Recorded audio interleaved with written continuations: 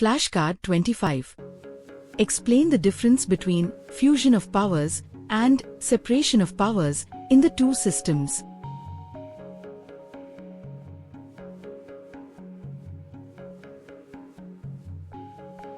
Fusion of powers in a parliamentary system means the executive is part of the legislature, leading to close cooperation. Separation of powers in a presidential system means the executive, legislature, and judiciary are distinct and independent branches.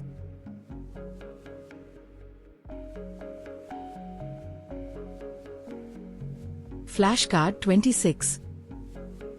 Why is responsible government considered a merit in the parliamentary system?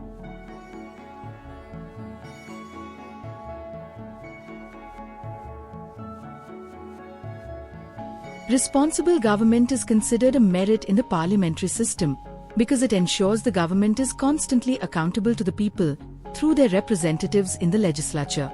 If the government loses the confidence of the legislature, it must resign, ensuring democratic responsiveness.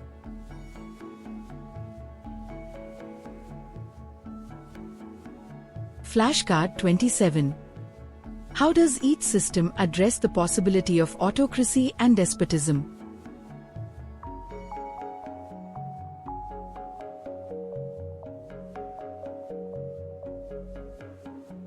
The parliamentary system's collective responsibility, frequent legislative scrutiny, and possibility of no-confidence votes reduce the risk of autocracy.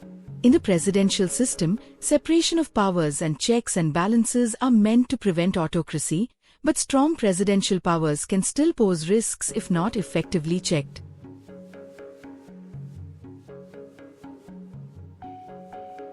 Flashcard 28. What are the implications of government by experts in the presidential system?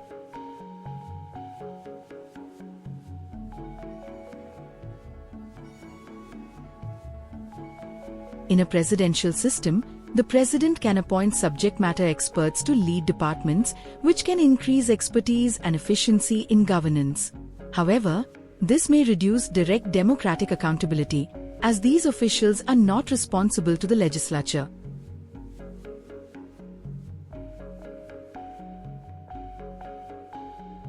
Flashcard 29.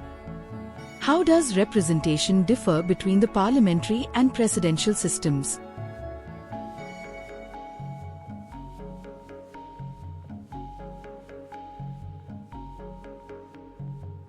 The parliamentary system, especially in coalitional forms, can better represent diverse interests and minority groups as parties negotiate to share power.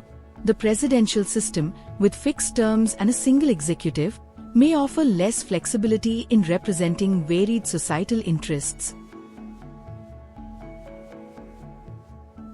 Flashcard 30. Why did India's Constituent Assembly ultimately choose not to adopt the US presidential system?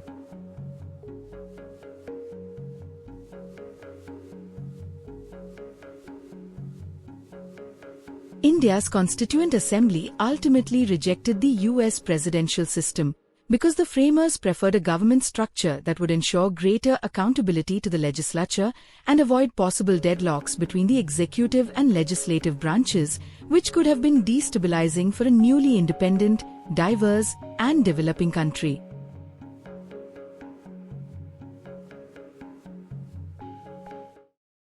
It's time to take a break. Relax, sip some water, take a short walk, or rewind to review the last 5 flashcards.